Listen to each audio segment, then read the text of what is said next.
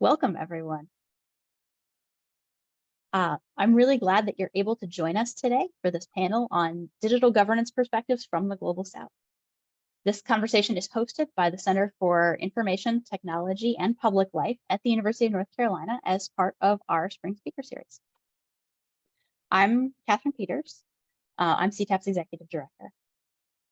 Here at CTAP, we are dedicated to understanding the growing impact of the internet, social media, and other forms of digital information in the context of people and institutions where they're designed and used and governed. We are especially interested in people and platforms and power. Our research takes a holistic approach to studying technology. We focus on how social inequality and power structures shape the use, deployment, and impact of technologies. We're committed to equality and justice in our scholarship, teaching, and dissemination of research. In that spirit, I'd like for us to take a moment to consider the legacy of colonization in our technology systems and society. Our center occupies the ancestral land of many Native peoples, which include the Shakori, Ino, Tuscarora, and Lumbee, and it remains home today to the Occaneechi Band of Saponi Nation. Our university was funded in its early years from the sale of lands that were home to the Cherokee and Chickasaw nations. I invite you to acknowledge us to join us in acknowledging the shared responsibility that we have to pursue reconciliation and justice through the work we do in this space. Today, we're honored to host Dr. Sareeta Amrute and Chinmayi Arun, moderated by our own Nanditha Narayanamoorthy. Nanditha is a postdoctoral researcher here at CTAP. Her work draws from a humanities-based framework to understand the relationship between technology and democracy and rethink digital infrastructure and platform design, particularly for marginalized communities in the Global South. As an interdisciplinary scholar at the intersection of critical digital studies, gender studies, and social justice, she investigates the role that digital infrastructures play in centering vulnerable groups online and studies digital protests to examine how religious, gendered, and ethnic minorities employ social media platforms in the Indian context to create and perform their political identities and create safe spaces for digital assembly. Nanditha, thank you so very much for organizing and leading this conversation today. I'm excited to hand you the mic to introduce our panelists and begin this conversation. Thank you so much, Katie, for that warm welcome. Good morning, everyone. My name is Nanditha Narayanamoorthy. First of all, I'd like to take the opportunity to thank CTAP for giving me the space to hold important conversations, topics that I care about, and for putting this all together. And I'm also really honored to welcome our wonderful panelists who have joined us today. We have with us today Dr. Chinmayi Arun, who is the Executive Director of the Information Society Project and a research scholar at Yale Law School. Her research focuses on platform governance, social media, algorithmic decision-making, and data economy and privacy within the larger universe of questions raised by law's intersection and relationship with information society. And her work is interested in how these questions also impact marginalized communities in the majority world. We also have Dr. Sareeta Amrute, who is an anthropologist working at the intersection of race, caste, and digital technologies. She is an associate professor of strategic design at Parson, the New School, and also a principal researcher at the Data and Society Research Institute. Her first book, Encoding Race Encoding Class, was the winner of the Diana Forsythe Prize in Anthropology and the International Convention of Asia Scholars Book Prize. And Dr. Amrute right now is working on a new book project on infrastructures of dissent in the Indian diaspora, and also recently published the AI in and from the Majority World Syllabus project, which you should definitely check out. Thank you so much, Dr. Amrute and Dr. Arun, for joining us, and welcome. As Katie already talked about, the objective of today's panel would be to bring light to discussions and conversations around artificial intelligence technologies and data governance in the majority world that remain underrepresented and absent, and to also have diverse perspectives that are sociocultural, political, and legal to not only identify the problems, but also to address the work or think about the work that needs to be done to design and build better infrastructures for democratic inclusion and governance. So that said, I really want to kick us off today by going back to the title of our panel, Digital Cultures and Governance Perspectives from the Global South. So one of the reasons that I included the term Global South here is to not only help us define what that is, but also to challenge it and to contest it. To think about some of the origins of the term, Global South draws from area studies and post-colonial theory to examine subaltern agency and oppression, and it has been liberally used today in the social sciences and the political arena. To refer to nations, quote unquote, in the Southern Hemisphere with lower economic status. So I have used this term and I continue to use this term in my work. However, I have realized that there is a vagueness to it and this lacks clear definition, and it doesn't seem too different from other terms that we have used in the past, such as third world or developing countries. And it seems like it's a term that lumps together or attempts to fit in diverse economic, sociopolitical experiences and positions in the majority world, and tries to fit them into these binaries of north-south or developing and developed. So I wanted to go to you, Dr. Arun, because I know that you've been using the majority world for a really long time. So I wanted to sort of reflect on whether or not it is appropriate to continue using the terminology Global South today. Thank you, Nanditha, partly for having me here, but especially for putting this wonderful session together and for thinking of me as you did it.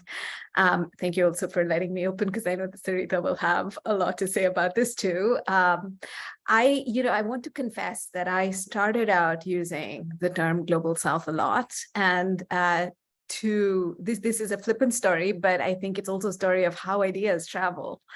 I was literally having a drink in a bar with a friend who is of Vietnamese origin, Winley, in New York. We knew each other through digital rights work, and I was telling her excitedly about my project of writing about the Global South, and she was like, "Stop saying that."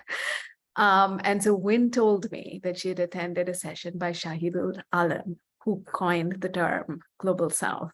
She told me this in 2019, and she said, "Promise me that you will never use Global South again." And when she presented it to me that way, it seemed evident. It was an aha moment, because Global South has always been an uncomfortable and unsettling term. And later, as we progress, I'll discuss ways in which that term has been expanded and kind of given new meaning, but the term itself implies this. It basically harks back to a map that is colonial in design, right? Cartographers have already called out the positioning of the map of the world, with most of the colonizer countries on top and then the colonized countries below. And it also sort of brings to mind the proportions of the map, which again show some countries as larger than they really are and others as smaller than they really are. And instead, Shahidul Alam, who is a photographer, so it's interesting that someone with a very visual medium introduces us to the term majority world. And it is wonderful because it encompasses in two beautiful words the idea that we are talking about most of the world here. And I think that very few other terms that have been used in the past have done such a wonderful job of forcing everyone to think in terms of a small number of people privileging their needs over most of the world. So I'm going to stop here because I'm very eager to hear what Sareeta has to say. Yeah, thank you for that hand up, Chinmayi, and also thank you to Nanditha and Catherine for the generous invitation. I'm thrilled to be part of this conversation. Maybe I'll start from the other end, what I think the usefulness of the term majority world is, and how I came to it. So in addition to what Chinmayi has already pointed out, this very elegant way in which the majority world really brings into focus most of the people who are occupying the globe. For me, the term does very important representational work. So again, back to Shahidul Alam's vision as a photographer, which is to say that we really need to think about the people who are largely affected by AI systems, by data-centric systems, but in the current moment have very little voice in their development, how they're envisioned, how they're imagined, how they're going to go forward. And so what the term does for me, it does two things simultaneously. One is that it creates these possible solidarities across geography. And the second thing is it keeps at the center this question of power and power relations. And so I really turned to this term majority world when composing the syllabus project, which I did with two colleagues at Data and Society, Ranjit Singh and Rigoberta Lara Guzman. And we started out with the Global South. I had used it before. I edited a journal collection called Computing in from the South. And in that project and in the beginning of ours, we were really struggling to make sure we were putting across an idea that even within so-called Southern geographies, there were really fraught power relations that sort of kept getting dropped out and lost.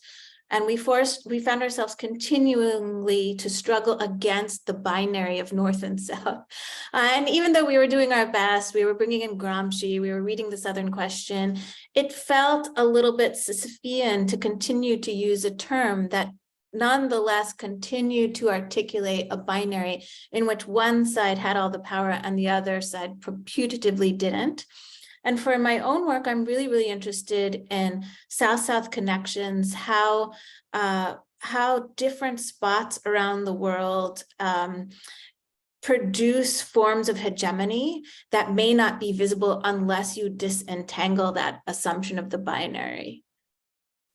And I also want to say one last thing. So as part of the Majority World AI in and from the Majority World Syllabus project, I also interviewed Shahidul Alam, and I asked him this question about the term, and I really liked his answer, which was, he sort of said, eventually even the term majority world will somehow lose its potency, and that in fact, he doesn't care that much about the term itself. He cares about the political work the term can accomplish. And of course, the ultimate goal is that such terms will get abandoned because we've reached a moment in which those who are affected by AI and other technological systems actually have a voice in how their interaction with those systems are governed and how they're represented within them. Thank you so much, Dr. Amrute and Dr. Arun, for putting it so eloquently. And I think that to add to your points, definitely the terminology of the Global South posits an intellectual as well as an economic inferiority as well in the majority world. And of course, it necessitates this need to improve or to strive to meet the standards of what development means, or the standards of development in North America and Europe. Which brings me to my next question, which is, how do you, as we expand the idea of the majority world, how do you view the differences between the majority and the minority world?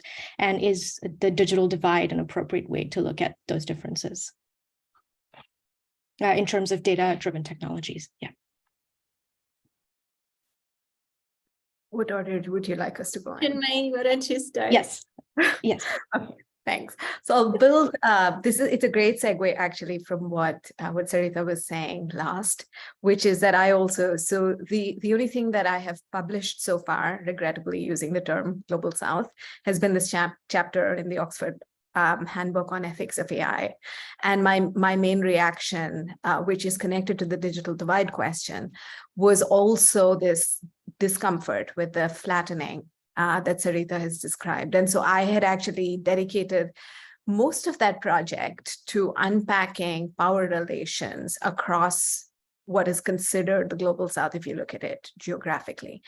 And I think that that is starkly visible if you think of data-driven technologies and the digital divide, because you'll see this dynamic, which is of course concentrated in the traditionally colonizer parts of the world and colonizer populations, who are then this, and this relates actually to a piece that I'm working on and hope to publish by the end of the year, who then use the language of the digital divide to say that the whole world needs to be brought on this map. And so the language used is one of empowerment. And it's interesting, I hadn't made this connection until yesterday when Professor Kalindi Vora, who teaches at Yale, came to the Yale ISP to give a talk. And she discussed the ways in which coloniality maps onto our discussions of the digital divide, pointing out, among other things, that there were parts of colonialism that were sold as a good thing in bringing enlightenment and technology. And it's interesting because it's similar language that is used when people are brought online. Kalindi did another brilliant thing, which I hope that she'll show you one day, which is that she superimposed a map of the cables, the data cables connecting the world, onto a map of colonial trade, and showed us how much of it was actually shockingly similar. And so I think that this all circles back to what we can learn from colonial relations about the questions that we should be asking, which are questions of power, race, and capital.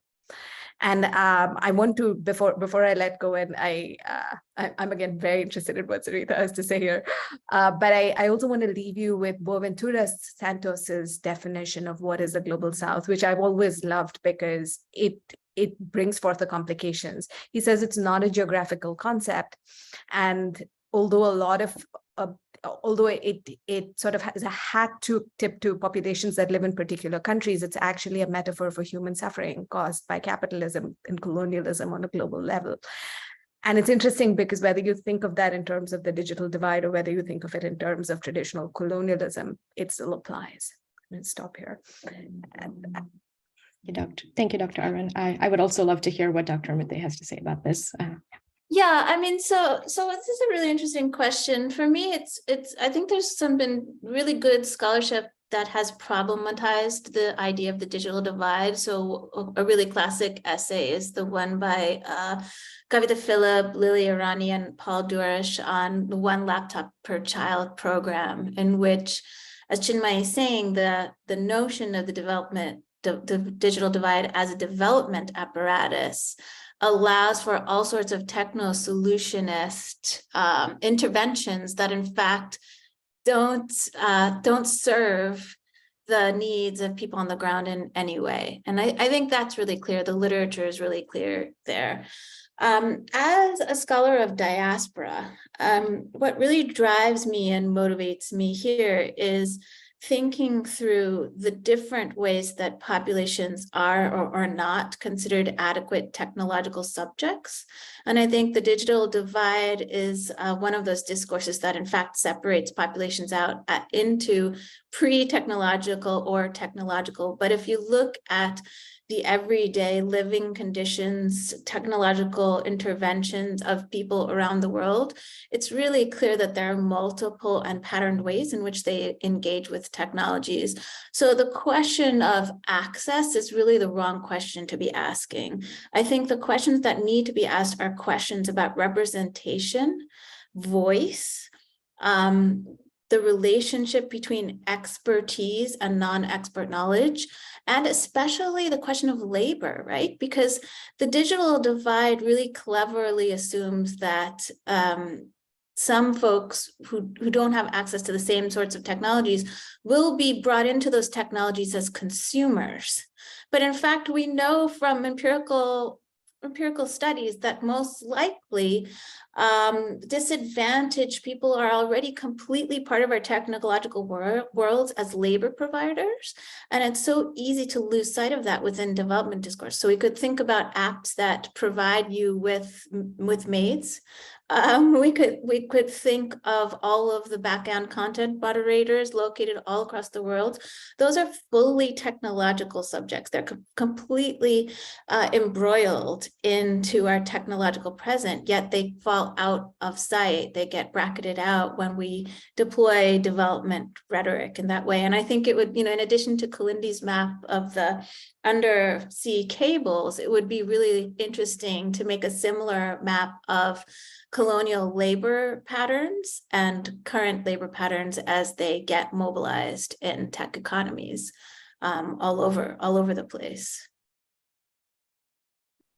Thank you so much for those really interesting perspectives. And I absolutely agree that when we think about the digital divide, which is a concept that's been around for a while now, I think the tech empire or big tech companies tend to think that just providing access to the majority world would somehow be a form of techno-solutionism, and it would solve majority of the problems, but unfortunately it creates different kinds of disparities. So we need to think about the digital divide in terms of the entire process of design, or who controls the data and who creates knowledge systems on the internet.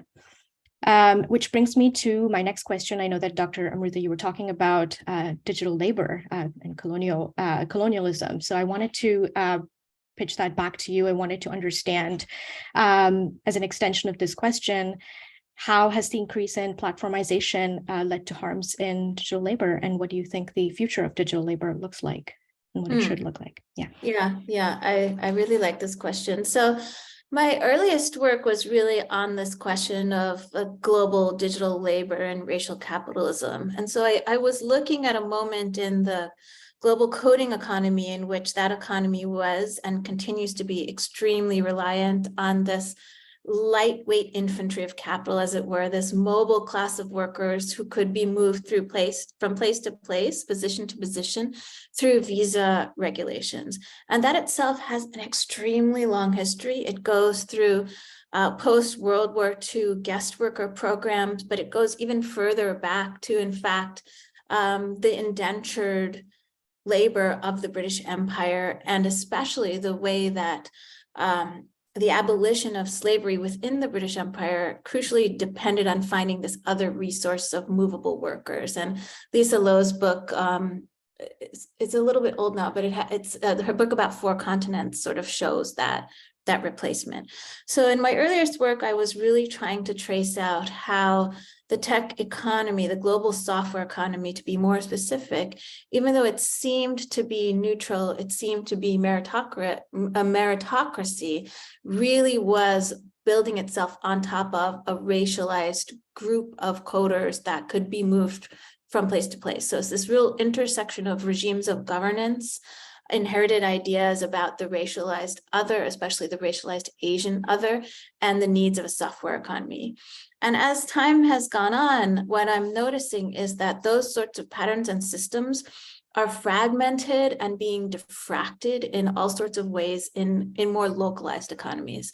So for instance, I was mentioning maid service apps, for instance, in India, or beauty worker apps in India, where you can call people to your homes.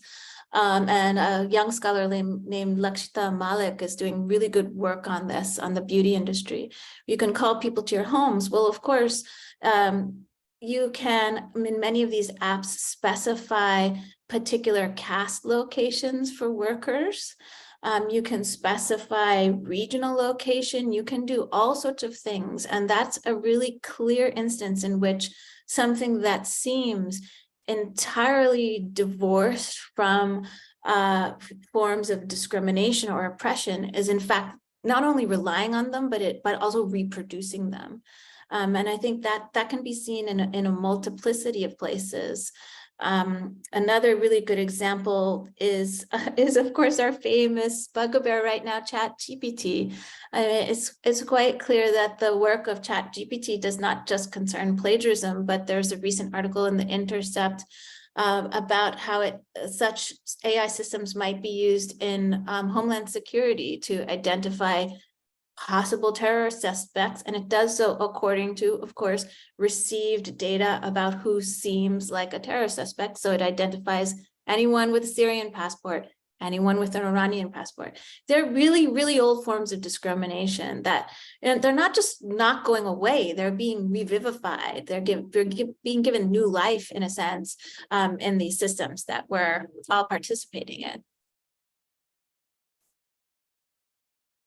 Thank you so much, Dr. Amrute. I'm also wondering, before we get to hear what Dr. Arun has to say about your the idea that you talk about a racist algorithm in your work and how that relates to this particular idea of digital labor.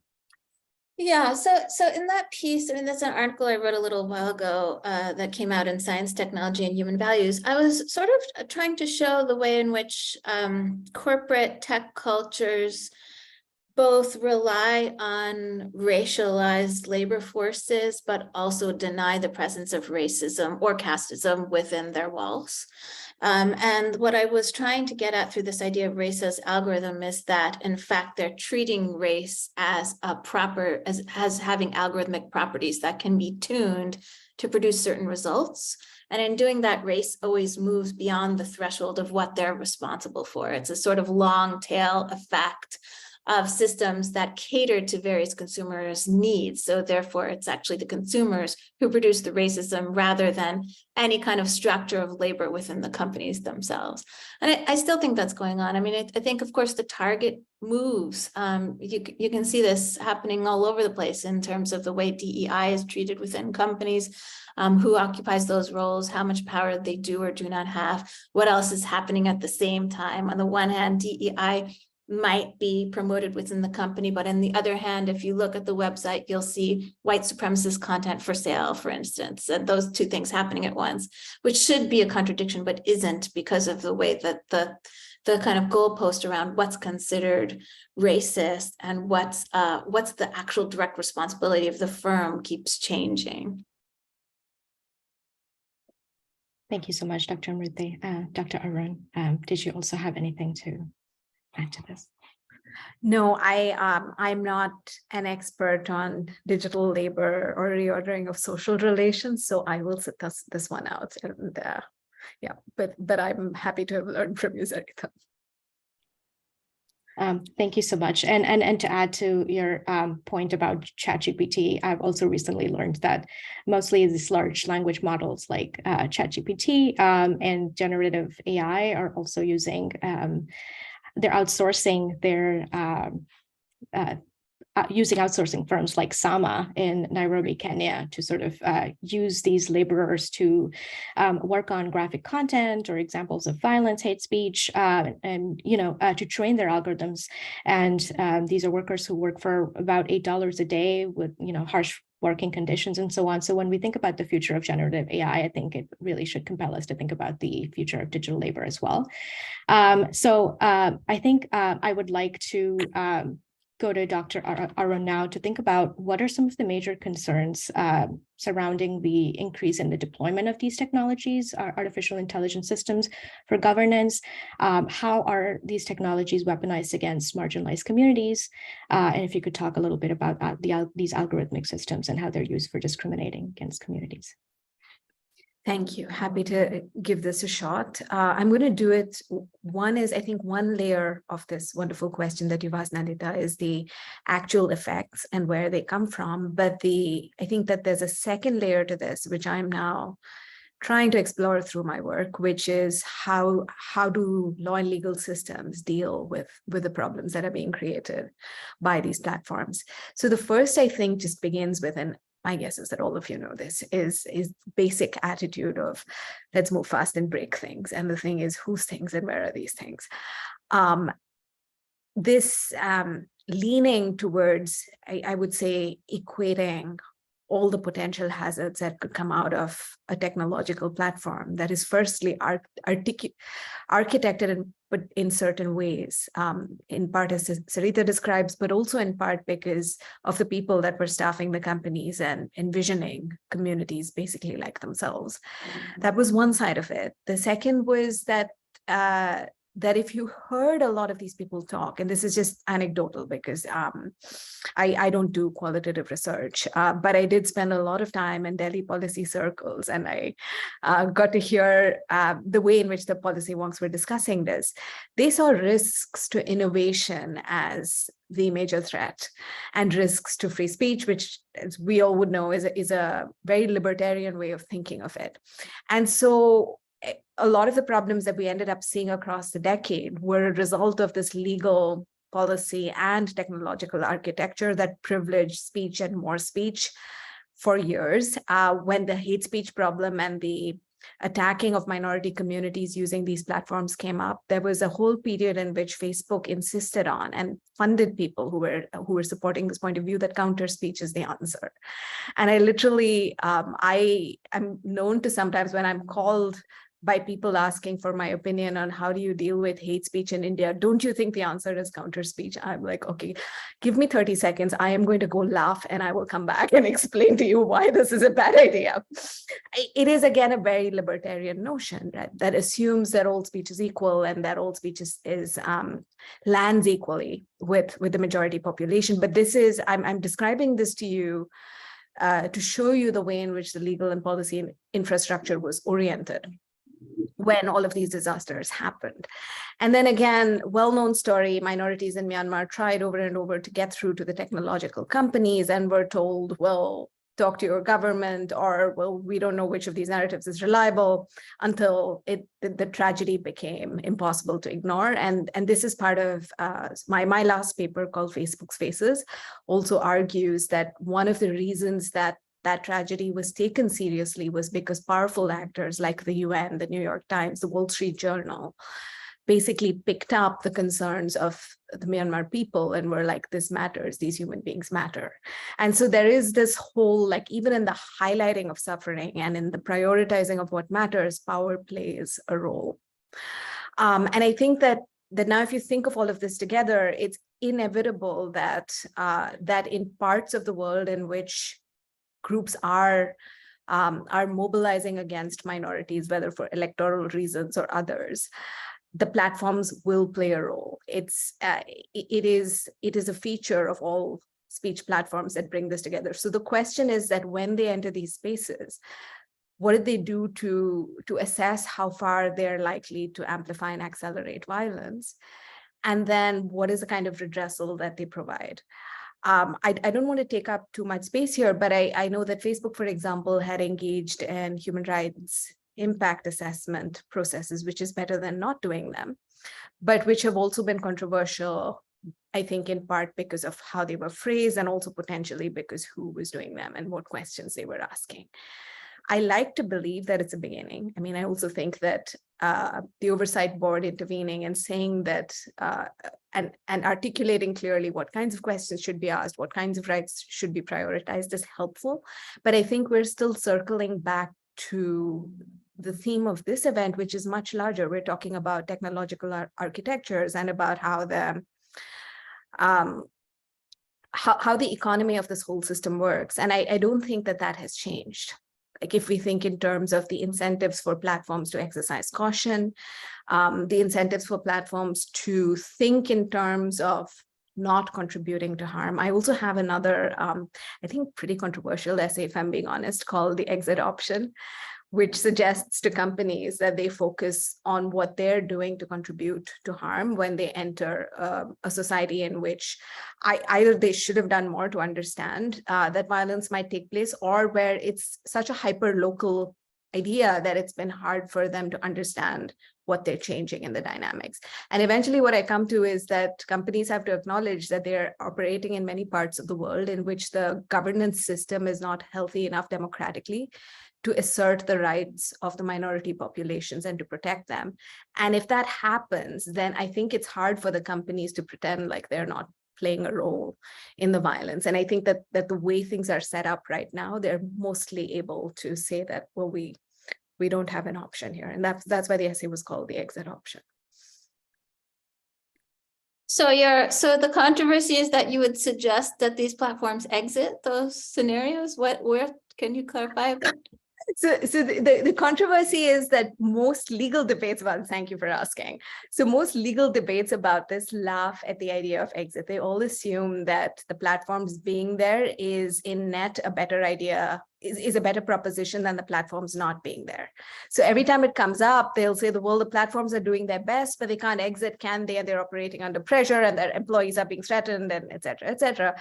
And I'm like, I'm not saying that the instant a platform is faced with difficulties in a country of operation, that it has to exit, but that if a company knows that by entering a geography, it is contributing to harm at scale, then in its menu of options, one has to be that it will not operate there and continue to contribute. Yeah, thank you. That's really fascinating and an important intervention to make, because I think what it does is to say the road that the platforms have been going has not done nearly enough, and it's time to actually be a little bit more creative in thinking about how we want to limit power or use power more productively. And I think what I've been doing really dovetails really nicely with Chinmayi's approach, because, maybe predictably as an anthropologist, I've been embedding with minority rights groups in India and the Indian diaspora who have a really complicated relationship with all these platforms. So in other words, from what I've seen over the past 2 years, very few activists or social movement members use these platforms as modes of communication. Their relationship with the platform is twofold. One is they monitor them very closely to see what kind of hate, what kind of really disallowed content is happening on those, and they report them. They also track all of the times that the reporting does not yield takedowns. So there's a sort of a counter data project that they engage in. And then begrudgingly, they use the platforms to broadcast about events. But even that, their approach is with such incredible care that what I've been tracking in this project is really how threatened communities exist, act together, create spaces of joy, live together online, despite the fact that they're operating in essentially extremely untrustworthy, risk-full systems. And so my inclination in terms of Nanditha's question about what has to be done in the governance frame is really, we have to, in a sense, stop assuming that platforms will provide solutions and try to start strengthening communities' abilities to continue to function in these environments in which their rights are curtailed. They experience a tremendous amount of hate online, and in fact, they're surveilled directly by their own governments. So that's sort of where I land on that question. Thank you so much. And I also work on the topic of online harms. And so I understand a little bit of what both of you are talking about.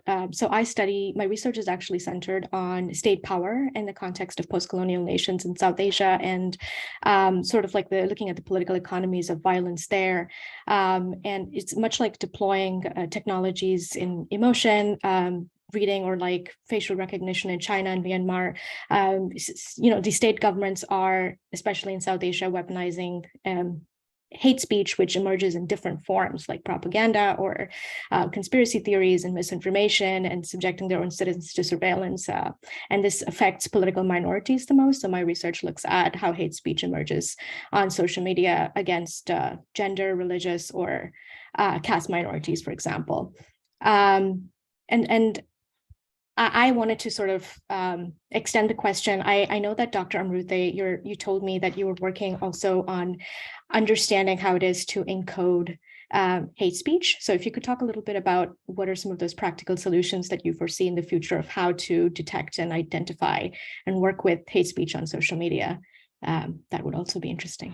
Yeah, so this is a little bit of a different part of my book project, but I wanted first, before I get into that, to pick up on what you've been saying, Nanditha, about the actions of state governments here. I think another thing that would be worthwhile for us to keep our eye on, it's sometimes called soft power, but in many ways, I think of this as various forms of washing, right? We have pink washing, we have green washing. There might also be an emerging sense of democracy washing, in which various nation states claim that they are the birthplace, in a sense, of democracy. I read an article this morning that was really excellent by Sumit Guha in India Forum about a new initiative by the Indian government to look and research at ancient forms of local level governance in India.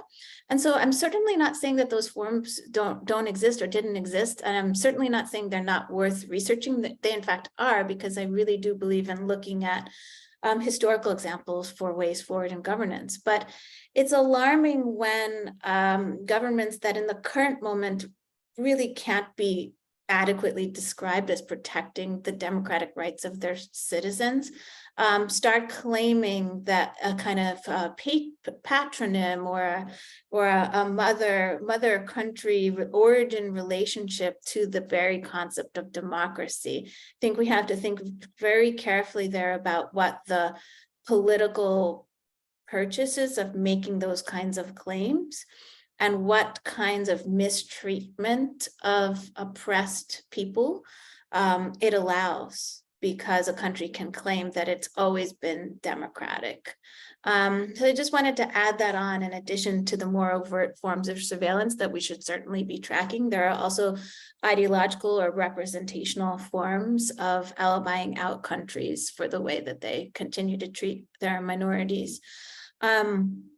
But to this question about practical solutions, so I could answer this question in two ways. One thing that I think there's been a really long literature on and many attempts to do is to think about something like cybersecurity outside the boundaries of a national or state apparatus. So there's been movements towards holistic security, feminist ideas of cybersecurity. There have been crypto parties. All of this has been tried and done. But I think what's missing in a lot of those efforts is a sense in which security gets understood both outside of the bounds of something like national security, but also holistically enough so that it also takes into account not just the security of your devices, but what it means to be able to operate as a full person in public, right? I think that's really where that debate has to go. So practically, I think it's really time to once again invest some serious thought into what cybersecurity for the people actually is and looks like and what we want it to be. On the other hand, I think there are probably people in the room who know much more about this than I do, but I've been working with some researchers who are trying to develop ML applications to detect various kinds of hate speech. The group I'm working with is working specifically on xenophobia in the US context. And at the end of their research, what they concluded is that the models they themselves built can't really just be deployed out of the box, even though that's what the promise always is. The promise is always, we're going to produce an ML system, we can deploy it out of the box, it will catch hate speech, and also it'll protect human moderators. And they themselves, the researchers who are developing these models, are finding that that's simply not possible. The error rate is too high. Human speech is very subtle, it's very complex, and it's always evolving. So the place that they've landed is that they believe these tools could, and they are already being deployed in this way, but not in the way we would like. These tools could be used to enhance human content moderators' agency. This is the step that hasn't been taken. AI systems have been used to speed up content moderation, to reduce agency, to ask moderators to make very quick decisions according to very little context over and over again, and expose them to tremendous amounts of violent content. But what these researchers are concluding is that we could really move in a very different direction if we are able to see and bring into the center of our attention that ML AI systems are not replacements for human judgment, faculty of judgment, but and actually should be an agency enhancing tool for actually existing content moderators. And that gets back to the majority world question, right? We'd have to think of content moderators differently. We'd have to start thinking of them, even if they're in Kenya, as experts, as domain experts. Absolutely. And I think this goes back to what Robin Kaplan has argued about context rather than content moderation in every case. Absolutely. Thank you so much. And coming back to you, Dr. Arun, I know that we've been talking about governance without talking about governance. And you talked a little bit about human rights in relation to hate speech. So my next question would be, what are some of the legal challenges that you foresee when thinking about how we are going to build and think about designing the future of technologies, artificial intelligence technologies? That is very broad. So before I get to it, I'm going to add my 2 cents to the previous conversation, which I love. Hate speech is my old love, of the kind that you have to eat ice cream if you want to write about it, because it's so depressing. But one is that I just want to highlight again the importance of context, specifically in the way in which Sareeta's thinking of it. I'd written this very old essay, which is clearly pre all of the work that you were citing, but I think that this way of thinking about it, which is to use AI tools to enhance human expertise, is so valuable, because historically, hate speech has a few elements that are easy to identify. One is a degree of political instability that allows for, facilitates a mob to actually act to lash out. There's another dimension of this that I've never studied, which I want to, which is what happens when there's ongoing oppression, because I think that doesn't result in the eruption of mass violence in the streets, but in violence that continues to keep a population oppressed. That I've not looked at, and I don't think that tends to get looked at as much when we're talking about algorithmic hate speech. But if you're thinking of it in terms of incitement to violence, some features of this are in the Rabat Plan of Action and in Susan Benash's excellent work on dangerous speech, which is that there's a set of features that will more or less reliably tell you that if you send triggering speech into this space, it is likely to result in violence. And so it's interesting because the experts would help identify whether these factors exist and would help, as Sareeta is saying, in translating trigger words, which can be like, if you look at the examples from around the world, it'll be things like a pineapple or like chop down the trees, right, which look perfectly innocent. But I think that where algorithms can help enormously is by tracking virality. This has always been my argument with the platforms, is that you have the capacity to say when a particular image is going viral.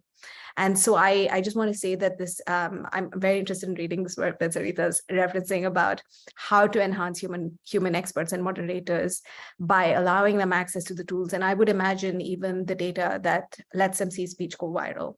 But I want to add one caveat to it, which is that governments are negotiating very hard with companies to get similar access, because and this speaks to your governance frameworks. I'm not ignoring your question entirely. Is that governance frameworks are controlled by governments, and in cases where companies have heavy influence on governments are like, I hate to use this word because it's floating around, neoliberal to a great degree. And so what's happening now is also that governments are redefining what hate speech means, and I mean like literally in the law sometimes, by referring to what many of us might call movements as mobilized violence, and basically blurring the line between hate speech that is directed at minorities and is intended to disable their functioning in a democracy. They're equating that to to people standing outside with posters defending themselves. Sometimes I'll grant them this also, sometimes getting violent occasionally. But we're seeing a lot of debates they've existed in the US over BLM, but they've also been taking place in India about what happens if a bus ends up being burnt in the middle of protests over citizenship. Is it okay to arrest all of the people that were involved, even in ideating the movement that says that all Indians are equal citizens regardless of their religion? And so I think that this is a tension that's very visible in law, and specifically in hate speech law. And I'm going to briefly answer your other very difficult question about what do we do with AI frameworks. So the paper I'm currently working on deals in part with, if you've noticed, there have been a lot of risk-oriented frameworks about dealing with AI. And it's interesting because a risk-oriented framework is imagining the ways in which AI can put people at risk. And then the question that you have to ask is, which people are they talking about? And so again, I come back to it appears that all my papers have this recurring theme, which is that power plays a huge role in who the law regulates for. But I don't think that is entirely hopeless if we're able to recognize the connections of power and how to access it. So in Facebook Spaces, my suggestion was to identify which groups have power and then use solidarity to give groups that can't access power that power. And I'm trying, I don't have a conclusion for you because I'm still writing the paper. I should have finished last month. But I do think that we're seeing a world in which one is that the more powerful regulation is emerging from some states and not from others. I think that we're seeing a world in which companies have much greater input into regulation in other states because they're more sophisticated. They're able to hire all of the elite lawyers that are then involved in the drafting of the laws. And those frameworks are going to affect which populations' risks are prioritized when the law is regulating, or which the harms towards which populations are seen as most important. And so I think we're at a critical stage right now. Absolutely. Thank you so much. And Dr. Amrute, I know that this doesn't have to be a governance question, but where do we start thinking about the future? Well, can I ask a question, actually, based on what Chinmayi was just saying? I really like this putting at the center of attention which groups' risks are prioritized. Another thing that's really been on my mind lately is the capriciousness of platform companies. So one thing that I've noticed from my research is, for instance, among caste oppressed groups, there has been a very long concerted effort to work with companies in order to change policy. And a clear example of that is in the Twitter hate speech reporting user interface. Caste discrimination had been added as something you could choose, right? But then, you have a change in leadership or governance structure. That's another kind of governance within the company. And all of those ongoing efforts suddenly just completely stalled out. So I guess my question is, within this really pitched battle around setting the terms of regulation, setting the terms of what counts as hate speech, where do we think, or how do we think of the internal governance structures at platform companies and those effects on this question of platform power? That's a great question. And I feel like Twitter has really blown it up, because in the past, there's this whole series of academic articles in law, starting from my friend Kate Klonick's New Governors onwards, which basically recognized company law as a thing. And it kind of worked because companies were systematically improving their law. They were doing public consultations, they were making oversight boards to have conversations with the law, like branches of government, but not quite. And then along comes Elon and shows us that all of this can be torched in a month, which is, I think, the central problem of company self-regulation. I haven't thought about it enough theoretically, to be honest. But I'm just going to lay my uncertainty before you, just in case it helps with anything.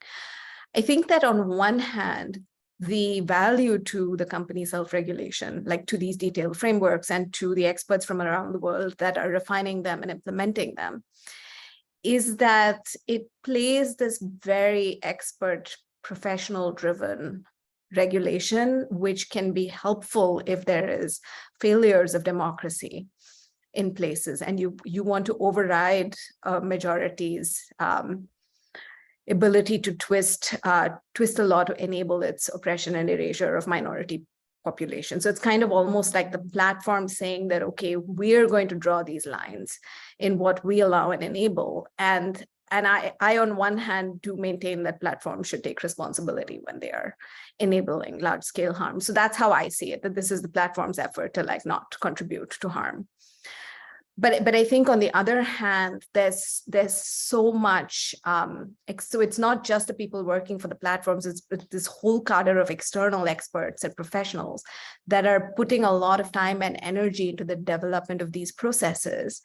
And when I was looking at the Twitter bonfire, one of my questions was that, well, what happens to these people who put faith in the system and behave like it's going to last and helped painstakingly build it? What is that time and energy and effort worth? And maybe we should all consider being more assertive about what we're asking for from the company when we put this kind of effort into building the frameworks. Some sort of academic unionization help you build your hate speech frameworks, but that means that Elon cannot torch them. Yeah, thank you. I really appreciate that. Nanditha, I know it took us on a little bit of a detour, but I really wanted to ask about that. I'm not sure where we've landed now, but I'll follow your lead. Thank you so much to both of you for participating and for your wonderful perspectives. I think that we are closer to the time, so we can open it up to questions from everybody. So if anyone has any questions, yeah, go ahead. Please use the hand raising feature here to come in and join the conversation. If you'd like to, we can also put questions in the chat, but if you're comfortable being on video and asking, we'd love to have you join the conversation. Madhavi. Hello. Lovely to see you. Come right in. Nice to see you too. Thank you for this really informative talk. I'm not very well acquainted with studies on AI, but I was really excited to be here. And one of the things that interested me was that you talked about, Dr. Arun, you talked about what continues to keep a group suppressed when we think about hate speech, and how you were saying that that's something that you would like to study. What continues to keep a group suppressed? And to me, that seems like something that is really hard to track because it's constantly evolving. And you spoke about algorithms can help track with virality, but once something gets viral, then would this result in more sophisticated ways and nuanced workarounds sort of to circumvent the tracking? And how, if that is the case, how would we study this? Both great questions. I'm not 100% sure that I have good answers for you, but I'll try. I think with ongoing oppression, my worry, and this is currently very off the top of my head remarks because I haven't done a literature review. But in the past, when I was working on hate speech, the chestnut that everyone in India was given was that the US is more sophisticated, and because it's, as an evolved democracy, doesn't see any eruptions very long ago. I can see all of you smiling. As an evolved democracy, it doesn't see as many eruptions of violence as India does. And the problem is that it's just that Indians haven't got there yet. Whereas I think that what was happening, Jason Stanley, who is a professor at Yale, actually does a very deft job of pulling apart the caste and the religion debates in India. And what was happening was that the reason that there were eruptions were that these are groups, some of the groups of people that were oppressed, not all, were asserting their rights, and then the dominant groups were feeling threatened and were pushing back, and there was like widespread violence, which is very different from, and again, correct me if I'm wrong because I'm not from the US and I'm still learning. But I think that what I saw when I came to this country was a beginning, well, actually not because it's been going on for decades, but basically a pushing back of systems of oppression and a questioning of things that maintain oppression. And it taught me actually a lot about caste that Sareeta already knows, so she's smiling, but it really made me think about the ways and the questions that are not asked about caste in India. There are so many contexts in which people should be. I mean, I'm usually not an advocate for violence, but let's just say that I would find it entirely forgivable in many circumstances that I know of concerning caste. And yet it's never happened. And the reason is that the oppression is so complete. And so I was like, this is a whole category that the hate speech debate doesn't consider, because the hate speech debate is only interested in the kind of hate speech that results in eruptions of violence. And so I'm basically, if you're a lawyer, then I'm just handing you my potential future research agenda, which is that should we only be focusing on the kind of hate speech that results in an eruption, and then what happens when that is, and again, if we're talking about something that leads to like mob violence, burning of things, the killing of people in streets, it's interesting because a lot of the times freedom movements also do that. And of course, they're different because they're both doing it for different reasons, but that is why governments are able to pick up two different things and say they're the same. So that's where I was coming from, but it was also an off-the-cuff remark. So by the way, if anyone here knows better than me, then please send me things to read. I'm interested in looking at this more. But at least in platform governance, if I'm being honest, the conversation has mostly centered around incitement, and then has gradually started acknowledging things like caste and race, because people have highlighted to the platforms that this is violent and abusive, but it's categorized differently, if that makes sense. So that's about it. Sorry, what was your second question? You asked me another great and very difficult question. Oh, it was sort of around because we can track these things, would this result in more sophisticated and nuanced workarounds to avoid being tracked? Got it. That makes a lot of sense. I would think that in some cases it does, because I'm drawing here from the copyright debate, but I also think that there'll be a lot that is caught in the net. Maybe I can take a crack here at the larger question, which is how do we study ongoing systems of oppression? It's a broad question. Okay, so the way I always approach this is I start by trying to think through, and this is actually I'm giving the game away a little bit, but it's a Foucauldian move, a very useful move to ask, how is a discourse about something productive? So whatever system of oppression we're thinking about, race, caste, gender, how is it made productive and for whom? So let's just take caste, since we're on that topic. It's really clear, as Chinmayi is saying, there's just an everyday occlusion of caste violence that continues on as an ideological discourse that's happening online and offline. Yet at the same time, there are lots of places where caste as a category is productive in a very clear, straightforward way of economies. You can go online and find all sorts of products that relate to what we would think of as caste oppression. I can, list them on Etsy, on every site you can imagine. There's something that you can purchase that actually reinforces caste oppression. And the example I gave you earlier about hiring household help and figuring out what the caste status is of that help is a really good example of that.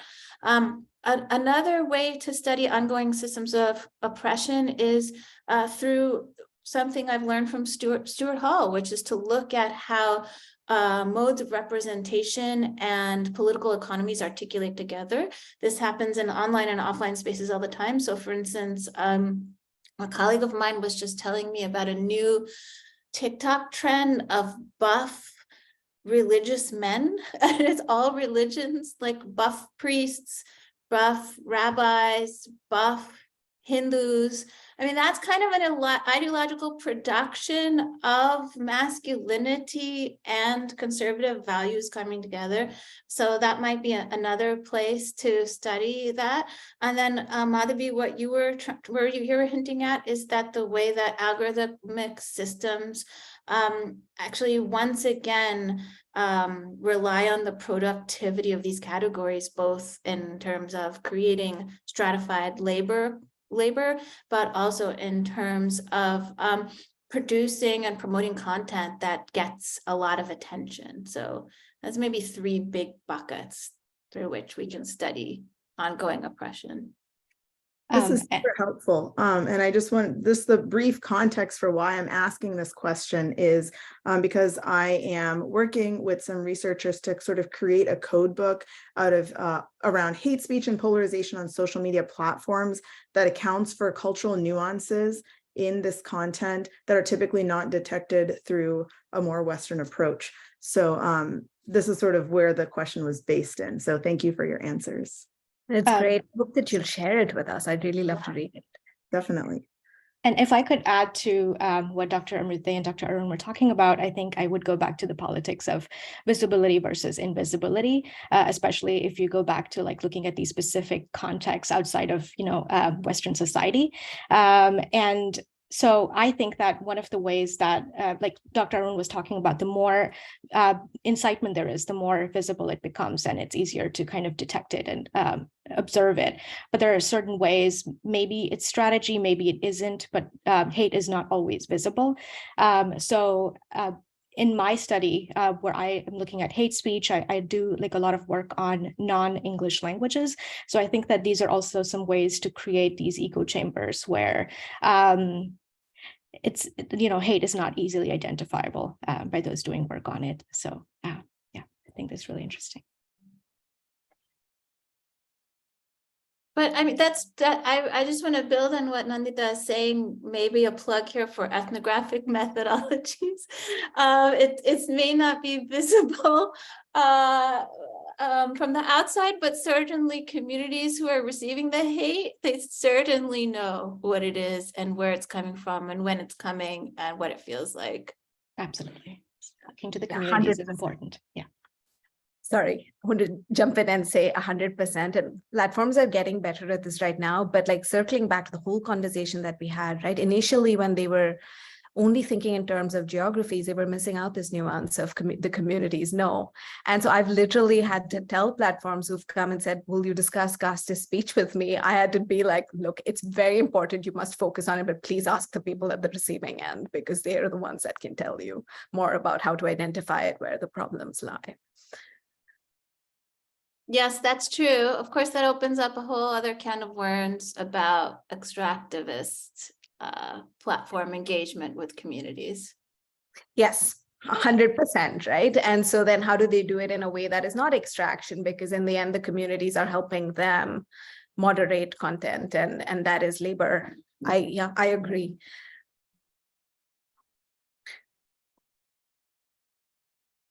Ranjit, I think you also had a question.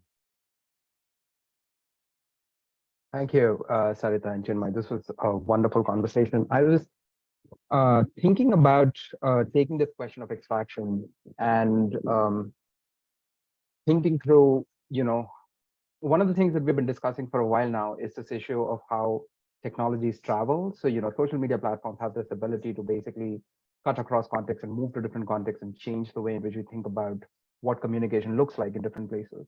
But then there is also this parallel imagination, specifically in the context of digital governance, which is kind of centered on two broader policy moves in general. One is this idea of sovereignty, where nation states get to determine their own set of systems that they're building. And at the same time, there is also this part of this imagination that if we make systems on our own, it would better represent our culture or our the way in which we think about these particular set of issues. My question is basically about whether is there something about the systems and data particularly that even if we are basically in the space of data sovereignty and building systems within the nation states themselves, it is still extractive in one way or the other? Or is it extractive in a different way? Or is there a way by which we can start thinking about it in terms of, there are ways by which we can think about data systems which perpetually challenge or, inhabit the space of extraction and simplification, and yet allow us to actually think about different modes of self-expression in a way, and how countries or communities can think about it? That's a great question. I love that question. I'm going to start with some scattered thoughts and then pass it to Nanditha and Chinmayi. But, I feel like this is really a question about the long colonial hangover. And I always begin my thinking with Frantz Fanon, who was really good at pointing out some of what we now so clearly recognize as the unintended effects of anti-colonial struggle, one of which is this move to assert sovereignty as bounded by national territory, right? And so the question, of course, is, whose past, whose culture is being promoted in the name of a particular kind of data sovereignty? And in what ways has this idea of sovereignty or culture has it been captured by elites that have been in power at least since the end of the colonial era? So, right, we're talking about at least since 1947 and onward. And so I think the way to approach this question is by really thinking about what sovereignty is doing in the whole data sovereignty debate, and for what groups, because in fact, if it's part of an ongoing struggle to maintain rights over a data set or ownership, that's one kind of sovereignty, and that might be a kind of sovereignty that we would want to support. But if in fact it's about creating a monolith idea about what it is or is not permitted within a certain territorial boundary, that's certainly a sovereignty that feels much more Schmittian than it does indigenous, right? And I think we have to parse those really carefully and not assume a kind of terminological coherence when there isn't one in practice or on the ground. That's a beautiful answer. I've been threatening for 3 years now to write an essay against sovereignty because I hate the way that the law flings it around so much for exactly the reasons that both of you describe. And I'm not, I think that Sareeta has done a very effective job of explaining why it's a problem. But like in my field, you encounter it all the time, because who makes laws? It's the sovereign governments of states based on this territorial majority. And that law is then pretty much all powerful, right? And it is, so someone that writes purely within the legal field like me, unfortunately, is confronted with this on a regular basis. I don't know if I have a positive answer for you. I think in part, again, for the reasons that Sareeta describes, we've been landed with this problem because of the colonial legacy. And it's interesting because the sort of the huge post-colonial problem that we're dealing with is also exacerbated for this reason. Because in the legal field, when you're discussing regulation, whether it's of the social media questions that we just discussed, or of AI, what you'll usually get, at least in the sort of the American legal theoretical field, is that, well, each state should govern itself because they're all sovereign and they should decide what is good for themselves and for their people. And I think it presents a lot of difficult questions, which is also one of the things that I'm grappling with is in this new piece that perhaps you're seeing why I've not finished writing it, because it's trying to do too many things, is that if AI is being deployed all over the world to different states with healthy, unhealthy, majoritarian, etc. democracies, then of course it's going to affect populations in different ways, and they're not all going to have access to remedies to protect them. And some of them are going to be rendered deeply vulnerable by their own states, because the ways in which states are appropriating the language of sovereignty is also to weaponize them almost against the minorities. I may or may not come from some states that seem to think that sovereignty means that state gets access to all the data of its citizens and chooses to do with that data what it likes. And so I think that you've raised an important question, and I really wish I had the answer. And again, if any of you is writing about this, I'd really appreciate it if you would share your work. Already learned a lot from all of you, and I'd love to learn more. And I think I definitely agree with Dr. Amrute and Dr. Arun.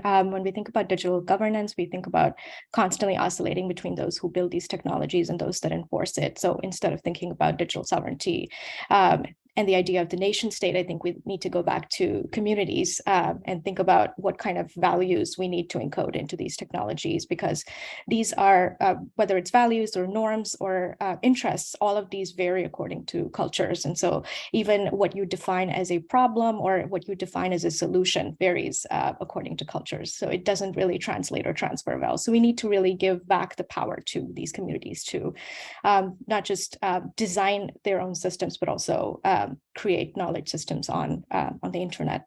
So yeah, thank you. I don't know if that answers your question, but thank you.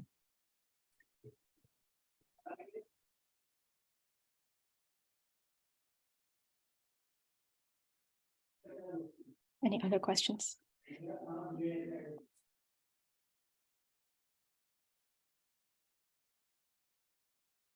Oh, we do have another. Please come on in. Hey, nice to meet everyone. My name is Liam. I'm a PhD student at Rutgers.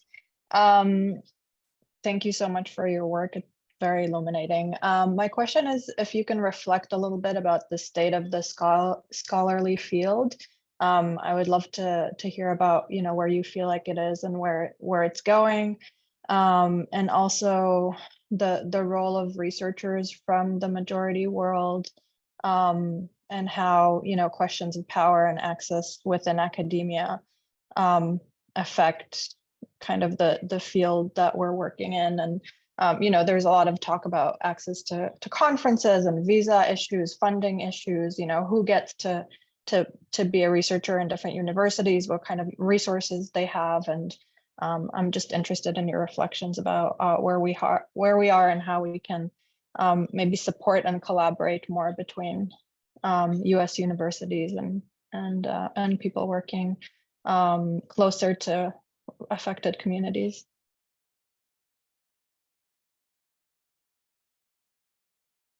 Nanditha or Chinmayi, do you want to start us off? Okay, I'll go because I have a project I'm very excited about, and I'll use it as an opportunity to discuss it. So I want to caveat this by saying that I'm talking purely about the legal field, which is weird and works in its own way. I was an academic for well, technically I was on some faculty or the other for over 10 years before I unprofessored myself. And it was very rewarding and very exciting, of course, because of the kind of questions that we got to work on. But I think that the country that I'm Indian, and I think that we're relatively within the majority world countries, we have relative advantages, which is that we have, my colleagues were brilliant. Our main language is English, which makes it easy for us to engage with scholarship from the rest of the world. And so there are, I can imagine that there are other global majority countries in which there are additional hurdles presented by language and by resources.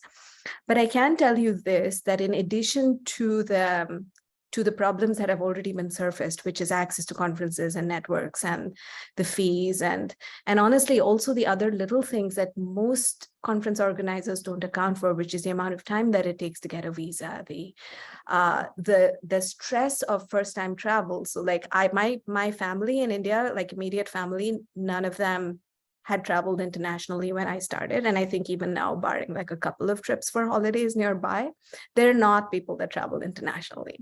And so when you do that, you know, there's so much that you have to learn, and like so many things that you don't know how to do. And so there's all of this that happens if you're reaching out to people within the global South that are not from the most elite level of population. And you do want to do that, of course, because if all you get is the people that are super elite and very connected internationally, then unless they are very dedicated to surfacing other populations' problems, you necessarily access them. And again, you know, I'm from a dominant caste and religion, and I grew up in an urban city. So again, like I would argue that I'm definitely not the only kind of Indian that people should be talking to. But I think that there's a deeper problem, which I'm trying to solve with the project that I'm engaging in, which is that in addition to limited access to resources within the majority world, I think that there's challenges in the growth of an academic in the ways in which it is possible in the Western world, which is partly why I'm here, right? So we've got the Majority World Initiative that is launching out of Yale Law School through which we're trying to help a little bit with the problem. And the way we're trying to do that is partly by creating an international network through reading people's writing and trying to find the researchers that are sort of quietly doing academic work on these questions, but that are not plugged into the international networks and easily able to find them. And our goal is in part to use Yale Law School and its resources to amplify the questions that they are flagging as interesting, because we think that everyone should be looking more closely at these questions to amplify their work, but also to kind of make the connection between majority world scholarship particularly and international networks and writing, because what we would like is to see that scholarship being cited and elevated, and to see that scholarship also speaking to each other. Like one of, I think, the great privileges that I've had in my career is to have friends from Brazil and Argentina with whom we're discussing questions and saying, well, this is what happens here. Are you sure you thought about that question?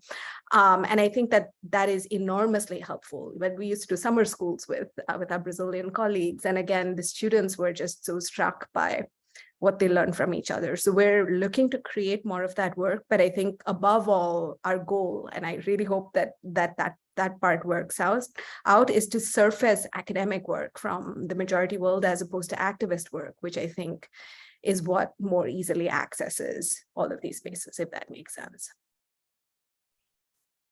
And I think I would briefly add that I'm an interdisciplinary scholar, so I've kind of moved around between gender studies, media and communication, and now doing work on digital media. So it's been a little easier for me to kind of have access to all of those resources, and especially since I moved here to the United States and to Canada, it has been much easier for me to do that kind of work, which would have been difficult, doing from India. So I think it is up to me now to take on that burden and to extend partnership and opportunities for collaboration to those who are working from the majority world, and to kind of collaborate together on these important research questions.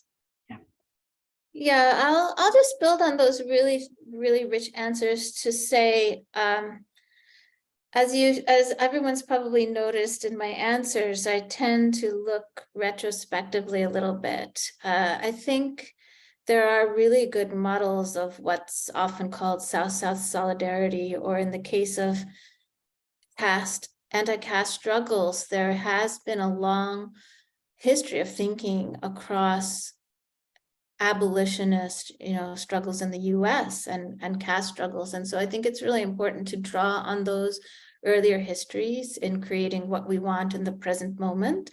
So I'll just give a few examples. One is the syllabus project that I already mentioned, which I did together with Ranjit and our colleague Rigoberto Lara Guzman, where we really consciously tried to work with scholars located all over the world.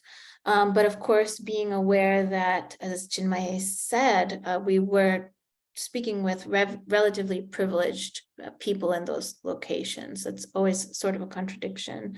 But I think, my attitude towards the state of scholarship is that disciplines are always going to discipline. That's what they're for. They're for canonizing and normalizing knowledge. So our role is to use the affordances of the institutions in which we're placed to do these other sorts of fugitive projects within them. So another example I'll mention is the Society for Cultural Anthropology, which is a really old, classic institution. A group of people within that institution began hosting a virtual conference before the pandemic. It happens every other year. And the way they do that is they have people build regional notes and then watch the conference together, submit things together. So the idea there is to build community locally, but also transnationally at the same time.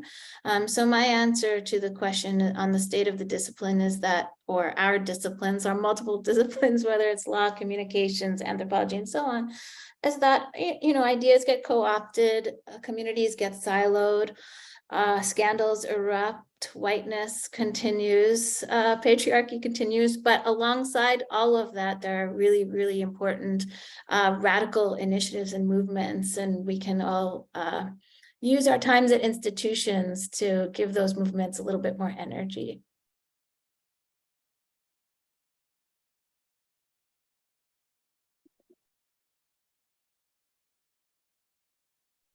That might feel like an amazing wrap-up note, but I don't want to preempt anyone who might have another question because we have a little time. That was just such an excellent. Yeah, I think we're at a moment of readiness to wrap. Nanditha, I'll thank you again for organizing this and bringing the conversation together, and to our guests, thank you so much for coming and speaking with me. Thank you, Katie, and thank you so much to Dr. Amrute and Dr. Arun for adding to this rich conversation. It was absolutely amazing listening to your perspectives, and thank you everyone for joining as well. Thank you so much, Nanditha. It was a great conversation. Thank you, Catherine, Nanditha, Sareeta for all the brilliant remarks, and everyone else for the wonderful engagement. It's really been such a privilege. Thank you. We're grateful to all of you for coming and joining us today. If you'd like to continue to join us, our next CTAP Spring Speaker Series will be Friday, March 28th at this same time, 11 a.m. Eastern, and we'll be featuring Hakeem Jefferson. So we look forward to seeing some of you return. Have a wonderful day.